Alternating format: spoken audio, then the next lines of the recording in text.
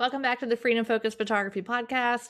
In today's episode, I am going to let you know why I went MIA last week, as well as what has been going on around here at previously HOD HQ, now NBE HQ, and how these monster projects could affect your photography business. Stay tuned. I'm Nicole Begley, a zoological animal trainer turned pet and family photographer. Back in 2010, I embarked on my own adventure in photography, transforming a bootstrapping startup into a thriving six-figure business by 2012. Since then, my mission has been to empower photographers like you, sharing the knowledge and strategies that have helped me help thousands of photographers build their own profitable businesses. I believe that achieving $2,000 to $3,000 sales is your fastest route to six-figure businesses, that any technically proficient photographer can consistently hit four-figure sales, and no matter if you want photography to be your full-time passion or a part-time pursuit, profitability is possible. If you're a portrait photographer aspiring to craft a business that aligns perfectly with the life you envision, then you're in exactly the right place.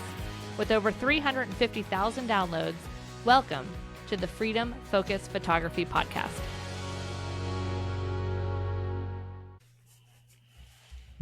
Welcome back to the Freedom Focused Photography Podcast. I'm your host, Nicole Begley. Joining me today is Heather Lottinen. Hi, Heather. Hey, how are you? I mean, that's kind of a funny question because I know how you are. You have been very, very busy. I have. In fact, so busy that something happened for the first time. When did this podcast start? It was before COVID. So it was 2020. So this is the six years of this podcast. This week was the first week we didn't release a new episode. Really? Yeah. You should have told me. I could have thrown something. I know. I have a whole bunch in the whatever, but even that there was no time. My husband asked me once when I was in a very busy week a question while I was eating, and I think I answered it while I was chewing. And I just basically said, I don't have time to chew this week. So that's now just our ongoing, I don't have time to chew. Oh my gosh. I used to say that about going to the bathroom at weddings. When you're photographing a wedding, that's actually legit. You don't have time. You're I don't want to miss something. You can't miss something. Right. Yeah, no, it was Monday morning. So let's back up here. For those of you guys that maybe have not been around, well, even if you've been around, I've been a little MIA this year, and there is good reason. And that is we have basically been completely rebuilding my entire business, front end and back end. And we hit go live yesterday. Hence why there was no podcast this week. So it was Monday morning and we were working like mad to get things finished up. And it was just I just can't. It's not happening. We're skipping a week. So sorry, guys, but it was for good reason. Yes. Okay. I don't even know where to start with this because your business has many arms, if you will. Yes.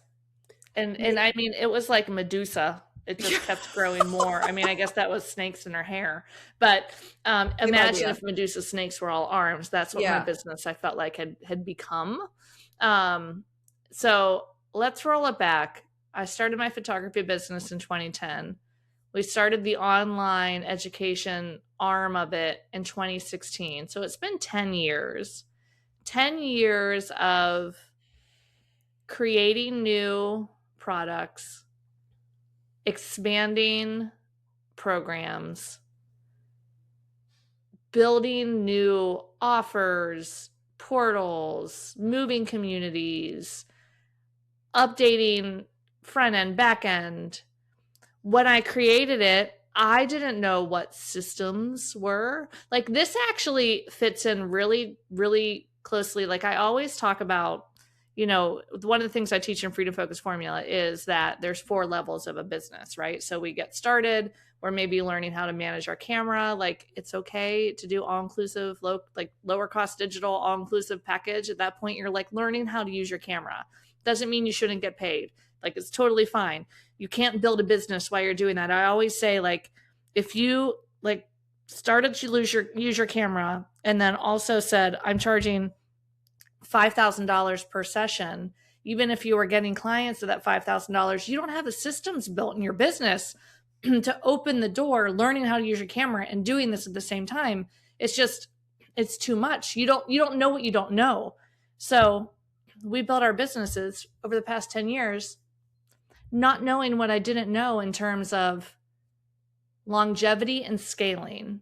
And this fits really well into photography businesses too, because there become certain pinch points in our photography business where I think we need to reevaluate what the business looks like and sometimes reorganize or rebuild it.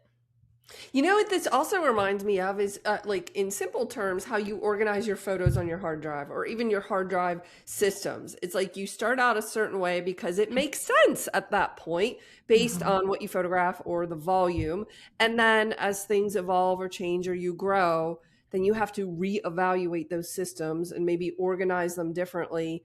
And I mean, usually that's because it's become that monster, you know, Mhm. and it just doesn't work anymore. So, one of my business coaches says that, you know, fairly often in your business with different aspects, you have to redecide if this is what I want to photograph, if this is how I want to approach it, if this Mhm. is what I want my CRM. You know, I started out without a CRM. I mean, I would assume most of us do. You don't Mhm. have one right out of the gate.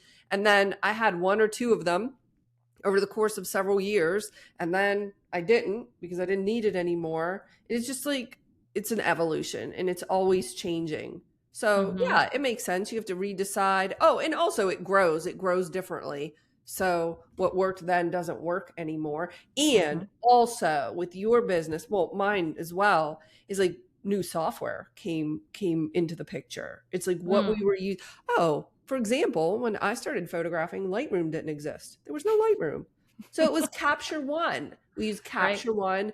And that also there, I mean, the way that Photoshopped and Adobe Camera Photoshop and Adobe Camera Raw worked, change everything. Okay, you get the message. Things change. Mhm. Yeah. Yeah. So you and I have used the same platform for our online, like the Flourish Academy, Hair of the Dog Academy. Those were the two original pieces. And yeah, back then we used Kajabi, and it wasn't nearly as robust as it is now. And then other softwares would come out and it'd be like, oh my gosh, this is so much better. So then you ended up Frankensteining together this Mm, entire business. yeah. And I think this happens to a lot of times photographers too, where they're like, okay, this over here and this over here. And then pretty soon you're like that Medusa head with everything in every directions. Everything's like taped together, and it's just exhausting. So I was gonna say I don't remember the main impotence, but I do. I do. I remember there was a woman in my mastermind, Julie Cardy. She helps um, middle-aged women with like human design stuff, and she went all in on like everything in Kajabi, because the Kajabi communities used to be not great, and then they've really upgraded them, so they're really just as good as Circle nowadays. And so she had everything there, and I was just like, oh wow, that is really nice. And I had this feeling like you guys know when there is something that needs your attention. You might not want to admit it. But you can sense it. You might want to like hide your head in the sand, but you know where there is a major evolution waiting for you in your business, and you know that like, okay, this is the right next step, but it might be a significant project. Yeah, yeah. You can sense when something needs to shift and you need to give it the attention it deserves. But then you're like, well, I don't know. Do I have the capacity for a project this big? So, Hmm. when did that happen for you? And when did you get to the tipping point? I have been feeling this for years, probably about 2 years. And I think it all started. So the evolution, we had Hair of the Dog Academy. It was started with our Photoshop course, right? Photoshop and Lightroom. way back in the day, Way like back. 2016, Yes. 10 years ago. And then I created business pet photography, and I ended up putting them together in a membership. And then we just kept on adding and adding and adding and adding and adding. And then a few years ago, we were getting a lot of feedback of people that were in the academy and not using the business stuff, or just the business and not the craft. So it's like, these need to be separate. They're separate promises, separate transformations. It's just two separate programs. So we split it. The Hair of the Dog Academy, Master Your Craft of Pet Photography. Freedom Focus Formula is, grow and scale your business. And at the time, it's like they're two separate things. So it's like they need two separate websites, like two separate Instagram, they're two separate things. They're two separate programs. And so the mistake, well, it wasn't a mistake. The path that I took at the time, thinking it was right, was having two separate portals, like a Freedom Focus portal, Hair of the Dog Academy portal. I'm sorry, guys, that was really confusing. and I knew it was, but I didn't know what the answer was. Right. And I kind of had this idea of like, I feel it needs to be like under my name, but the thought of creating another site, of creating this umbrella ecosystem, Nicole Begley Education, like seemed so overwhelming. And just like the amount of time and effort myself and my team were going to have to put into that was just, it was massive. But I knew it was the right next step. And then it just got to the tipping point. It was like, if I want to grow, this needs to happen. And the other piece of it was, I knew I could serve my clients, my existing clients, so much better by also doing this. So it was creating a new website, NicoleBegleyEDU.com. It's up now. Creating an entire new Kajabi portal. When we didn't just pull the classes in and duplicated them. We streamlined all three of our flagship programs, Hair of the Dog Academy, Freedom Focus Formula, and the Commercial Pet Photography Academy. Like redid the portals for each of those classes. And the Hair of the Dog Academy used to have like 16 products. It was a lot. Because we just kept on adding things. Yeah. Mm-hmm. But like, oh my gosh, how are you supposed to know where to find things or where to start? So all now in one product. I mean, I don't know how many hours my team and I discussed tags and how we wanted to tag access and people. And does course mean you own it? Does access mean this? Which, spoiler alert, and our tags, course means you get to keep that content, and access means you have access to the coaching. Access comes and goes. Course, it means you get to stay, and that piece doesn't go away. So anyway, like we have just dissected the nuance of all these things because we started fresh. Like tags in Kajabi, tags in Kit. I mean, literally everything. So we've started with the three main programs, and now we're updating the onboarding. We're going to update the marketing of it. We're updating the back end support. I mean, hey, can I ask you a question? This is like a tech question from Kajabi because this happened to me recently. I ran out of the number of tags I could use. Have you hit this yet? This limit in Kajabi? No, because I'm in a brand new one and we're using like. Oh, that's why. 20.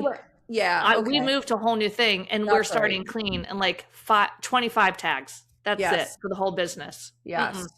Like we got it down to, there are literally 2 tags. Well, because we had to then we're like, all right, we have, I don't know how many thousands of people that are like previous customers, that we had to go through all that data and then figure out, map who has access to what piece in the new portal, because all three of those classes have the course and then a coaching portal for the people that are in the active coaching part of it.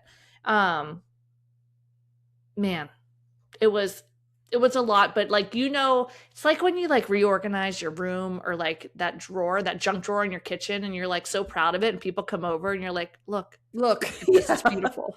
Yes. Have you ever seen a junk drawer like this? Yeah. Well, I understand what you're saying, where you you're so proud of it, you can't stop looking at. I felt that way about my QuickBooks. I still do. I log into QuickBooks just to look at it because it's so beautiful. It's so organized and clean. I love it. Mhm. Yes. Mhm. So I do get Yeah. that. And did you, to get there, I know I did, like my QuickBooks was not a total disaster, but it was not clean and organized. And when we both started working with the same accountant, and he has Kelly that works for him that I call my QuickBooks fairy, because like Yes. she cleaned all of that up. And when Yes. something doesn't work right, I just email her. I'm like, Kelly, can Same. you please help me? Yeah. I remember it was either her or Matt asked me, like, why do you have so many categories for, I forget if it was expenses or income or whatever. And he was like, Heather, it's like income expenses. It comes in or it goes out. And I said, well, what if I want to track it a certain way? And he said, have you ever used what he pointed to something I had? Yeah. Have you ever used that to report on anything? And I said, no, but I might want to. So But I have data FOMO. I have data. Yeah. What if I miss out? And he just obviously showed us that there's a different, better way to organize that. But yeah. Okay. So I'm on your NicoleBegleyEDU.com website and it is beautiful. Thanks. I It mean, looks this so so good. much is like I had to create a new brand, like a Yeah. new branding identity for this, because the 3 courses are all differently branded and I wasn't touching those. Right. Right. So you had to find a way to make it cohesive. Mm-hmm. Mm-hmm. Right. So you did it through this. Okay. This looks beautiful. Thanks. I got people.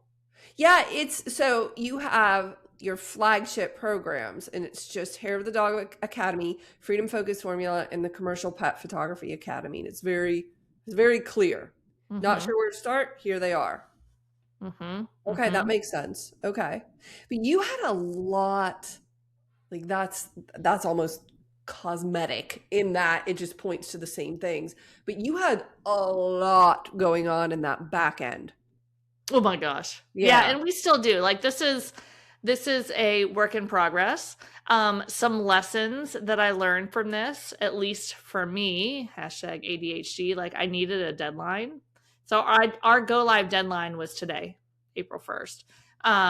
And we have our commercial pet photography people are all in. We got them in yesterday because they were the smallest group, so they could get in and test to make sure things are working. Oh, good. Yeah, so smart. far so good. Yes. And then I'm going to do a final look over of the data of our Freedom Focus and our Hair of the Dog Academy people, and we're going to be bringing them in later this week. So by the time this airs, they'll all be in as well. And then, yeah, like it's so many steps, right? It's like the first step is to bring in our active coaching clients, like our active members, whether they're active coaching or just have alumni coach or course access, like whoever's involved in these 3 flagships, this is where we start. We get them into the community. We get them into the thing. Because that's where we're hosting our calls now. I mean, it's still through Zoom, but there's new community. Like there's a lot. There's a lot. Yeah, you've been sharing all of this with me as it goes along. And I must admit that occasionally I was like, what? A little confused. Yeah. But here's the thing. Sometimes you have to invest the time to restructure things so that you have more time later. No, this is actually the most important point here is you really were trying to think of your future self or your future business so that you can expand and grow. And the only way to do that is to clean it up. You have to clean it up or it's only going to break more. Not that anything was broken, but it's like it couldn't handle it. If my business doubled with the systems we had in place, it would have broken it. Right. So that's something to ask about your photography business. If my photography business doubled tomorrow, would it break? No, listen, I love that. That is a legitimate question. If I got 20 new clients today, would my systems, my structure, and my nervous system be able to handle that? And actually, for most photographers, I know this because I talk to them every day. The answer to that is no. So do you find it interesting that they struggle to be consistent with visibility and marketing? Yeah, because subconsciously they don't want 20 people to say yes, even though they know consciously that that's a good problem to have. They also know consciously that it's unlikely that anything is going to like result in 20 new clients, like just all calling the same day. That's just not how this usually works. But they're driving with their foot on the gas and the brake by having that concern, even though it's a subconscious thought. Yeah, this is something we're diving into Elevate a lot recently, is all of in the visibility workshop, these ideas of like, are you sure you want to be visible? Because you tell me you want to be visible, but you struggle, you hesitate with consistency or whatever it is. But I don't think it's because of why you think it is. I Mm-hmm. think that you're telling the universe, I'm so busy, I'm too busy. And there's this fear of what if I get clients and then I have to deliver, I have to photograph. What if not, you start to freak out. Mm-hmm. So of course you're going to hesitate to market your business. I mean, it makes complete sense. You self-sabotage to protect yourself. Like, it's lovely. I mean, it's a good thing. Your brain is trying to keep you safe. We have to clean up the back end, or at least the knowledge of what we need to work on. Like, we know when we need to shore up our workflow, right? Because things are falling through the cracks. So, okay, just like knowing that. Well, I guess you could ask yourself that question, and maybe you did, which is, what is subconsciously holding me back from growth? And I knew mine is could not I could not market Hair of the Dog Academy or Freedom Focus, like my two main programs, and feel 100% good about it, because I knew the back end experience could be a million times better. Interesting. And now it is. So look out. What I was going to say, right? What does this make possible, Nicole? Yeah. So now, like, I think I've been governing my own thing of like I've been wanting to do some, evergreen webinars and build these evergreen things, but I'm like, but like the onboarding, but like, I can't even bother updating the onboarding right now, because like the actual program, the content was always good, but it was not set up in a way to encourage people to have the most linear and easy success. They had to work for the success. And we had things in place, like, when they got in a video ask where I could like give them, okay, start here, start there. I could tell them like personally where to start. But now it's so much more streamlined and so much easier for people to get the success that they want. So now we always talk about, for selling our work, that we need to believe down to a molecular level in our body that it is worth the price we are asking, that it is worth twice the price. The people that don't say yes, well, that is too bad for them. Yes. And if you don't feel that, you're going to have a really hard time booking clients, whether they're photography clients or coaching clients or whatever they are. Like, you need to know and feel like your product is just the best it can be. Yeah, no brainer. It's like worth so much more than this. Yes, absolutely. Mm-hmm. And if there's any doubt, look, that's okay. It's just like, what do I need to do to shore that up? Mm-hmm. Mm-hmm. And in your case, but I think people can more easily just hide or stay busy doing the busy work, but not actually doing the big work.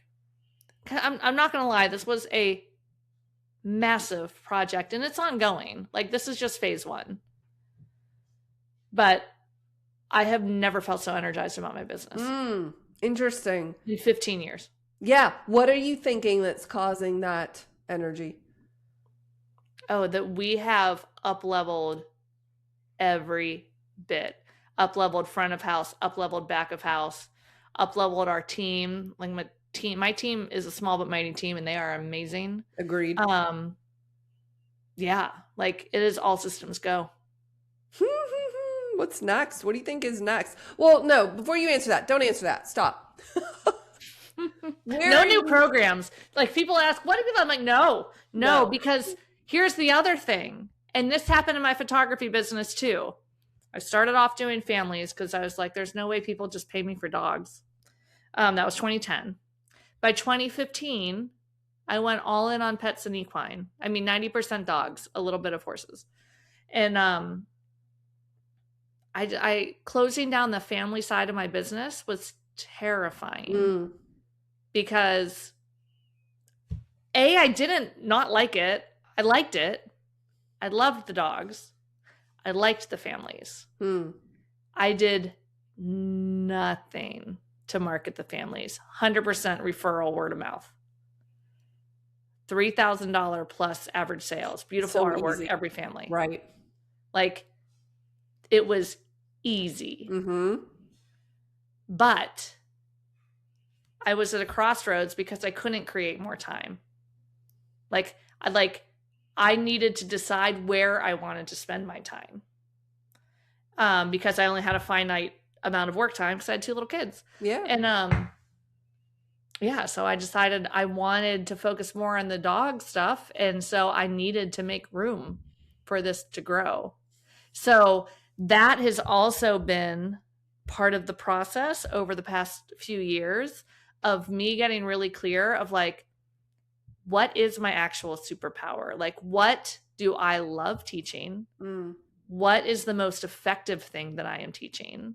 Like, how can I get my students the best results? And how do I double down on that? How do I like laser focus on those pieces and let go of the other things? Because I'm not going to lie, over the past 10 years, like, there were thoughts, and you and I have had conversations about it, of like feeling like we need to offer the support for everybody all the time. Mm-hmm.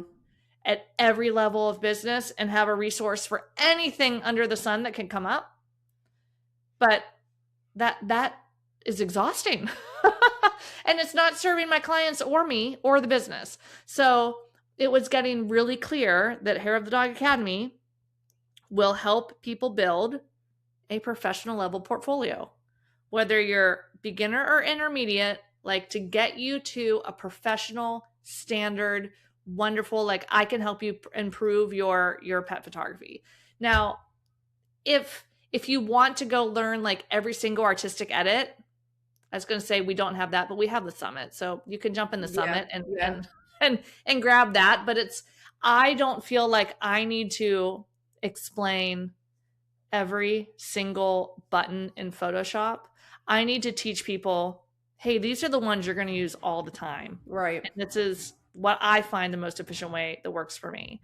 And then like for the pricing piece, I'm like, okay, yeah, I still help people with marketing, still help them with workflow, websites, all that stuff is supporting them.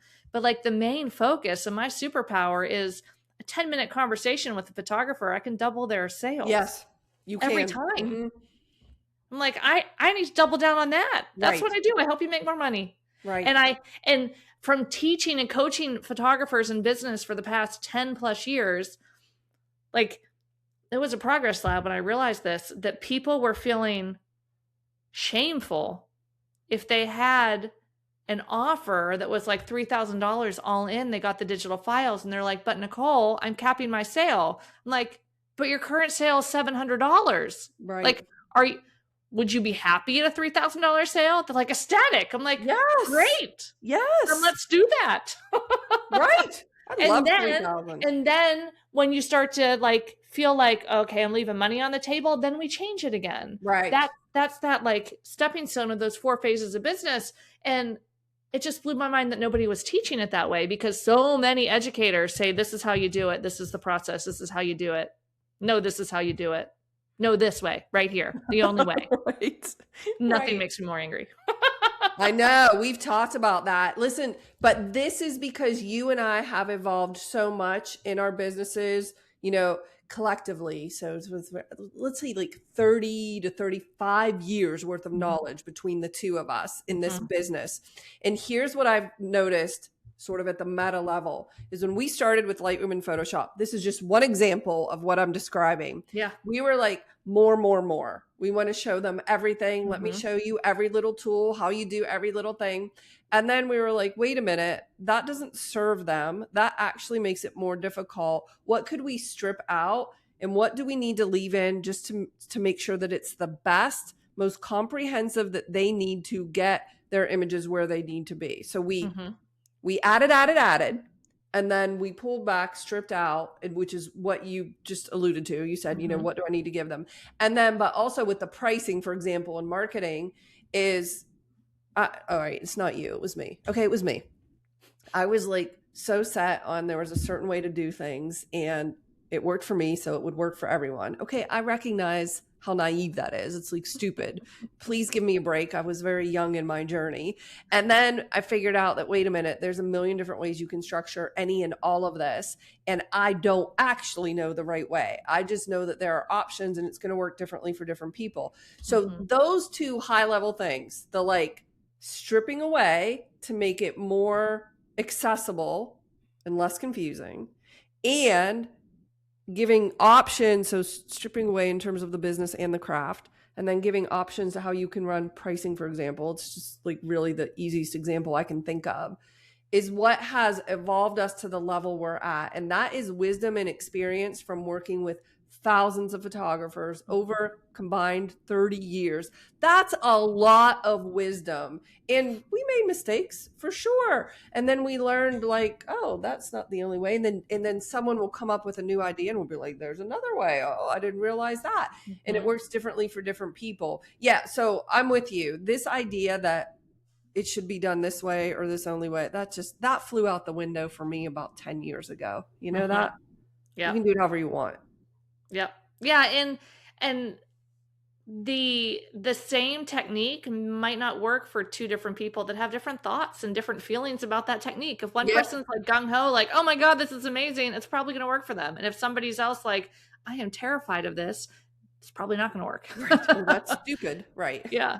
So, oh my gosh. Yeah. So many things. So anyway, I just wanted to come back on here, chat with you about where I've been and, yeah, what's coming forward. Hey, let me ask you, what percentage, I know you said this is like, phase one essentially, because there will be more, but what percentage would you say you are done with phase one? Like, where are we at right now? 95. Oh, nice. Yeah. Yeah. There's just a couple little things still and a couple, like 5 more videos I'm recording this week to get into the new HOTA section. Like nice. I re-recorded every single editing video because some of them were old. Like the tools still worked because I had updated some with the new tools, the AI tools and generative fill and all those.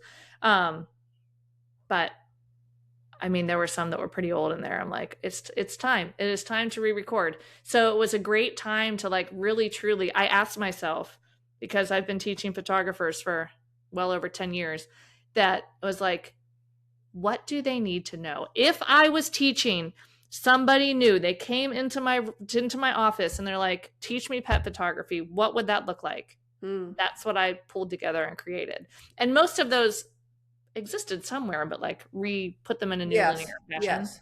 So it's really exciting. So yeah, so phase 1 is building the thing and updating the content, bringing our people in so they can start experiencing the content, getting the support.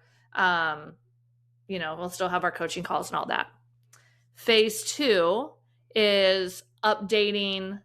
So that's like updating back of house.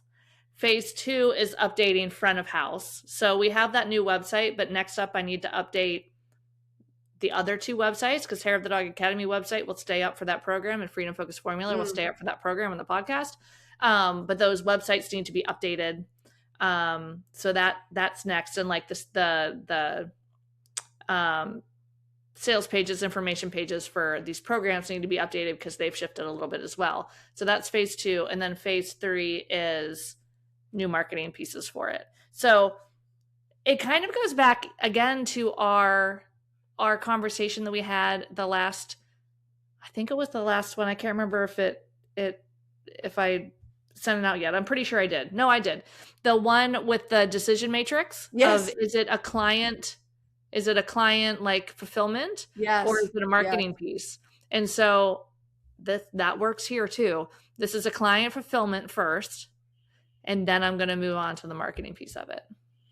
By the way, side note, I did end up creating a worksheet for that for Elevate. I put all of that transcript from our podcast with my notes into Claude AI. And I Oh, said, help Claude. me generate a worksheet in a decision flow matrix. I wanted it to be visual. So I created that. It's if you're in Elevate, it's posted. I had sent a link out to our discussion as well as, with that worksheet because you can just very easily look at I mean, it will tell you if you're messing around or if you're focused. Mhm. It's Yeah, like, yeah. are you just No, trying to stay busy or are you actually focused on work that needs to get done? I love it. I love it. Claude is my new Yeah, me BFF. I too. broke up Yeah. with Chat. We're done. Dunzo. He's I would out. say I'm dunzo because it's still on my screen, but I'm in the final phases, Yeah. final It's step. going to be Dunzo as soon as my next payment comes. Right. Right.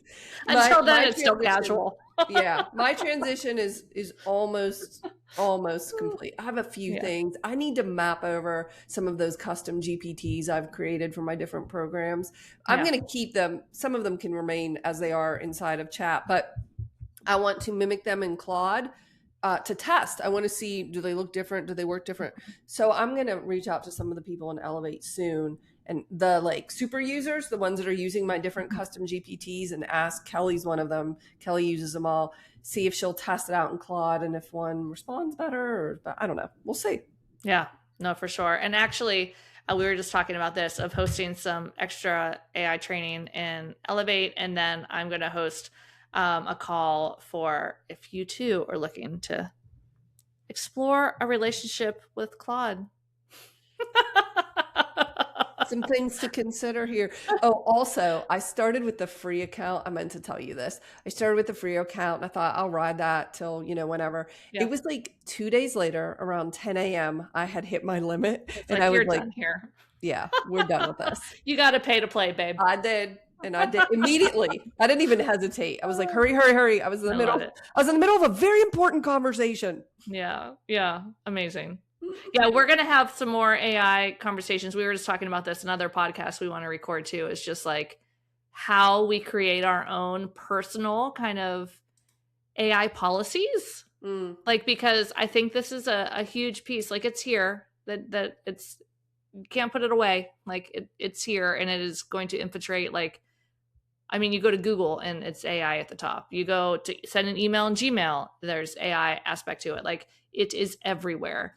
So I want to have a conversation around like, how do you put your own personal guardrails on it? How do you balance any sort of values, ethics, with your use, with where your personal like kind of boundaries, your personal policy, your business policy? Do you have a business AI policy?